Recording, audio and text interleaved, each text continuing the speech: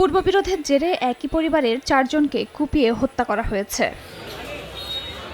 Police জানায় কয়েক বছর ধরে লক্ষ্মীপুরের রায়পুর পৌরসভার দেনাইতপুর এলাকার বিধবা শাহিনুর 3 মেয়ে ও 1 ছেলেকে নিয়ে ভাড়া থাকতেন। বৃহস্পতিবার বিকেলে পূর্বশত্রুতার জেরে এক যুবক তাদের বাসায় ঢুকে এলোপাতাড়ি কুপিয়ে জখম করে।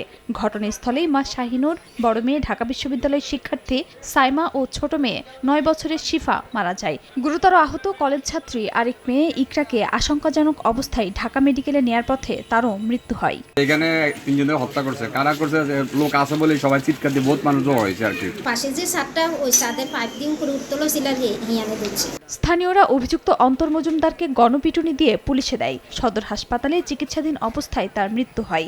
1 বছর আগে অভিযুক্ত একই বিল্ডিংয়ে ভাড়া থাকতো বলে জানিয়েছে পুলিশ। যে অভিযুক্ত তাকে জানলা দিয়ে ভিতরে দেখতে পায়, যে সে ভিতরে হাঁটাহাঁটি করছে, তাকে জিজ্ঞাসা করে এবং সে বলে যে সে পানির কল সারার জন্য এখানে আসছে। তখন তার সন্দেহ হয়, হলে সে বাইরে থেকে কলস্তফল গেটটা আটকায় দিয়ে আশেপাশের লোকজনের খবর দেয়।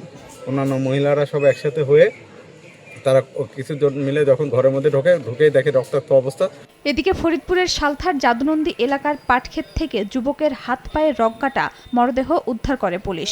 স্বজনদের অভিযোগ, পূর্বশত্রুতার জেরে প্রতিপক্ষরা কুপিয়ে হত্যা করেছে পানু ফকিরকে। হত্যার কারণ জানতে তদন্ত চলছে বলে জানিয়েছে পুলিশ। খাদিজা স্বপ্না, সময় সংবাদ।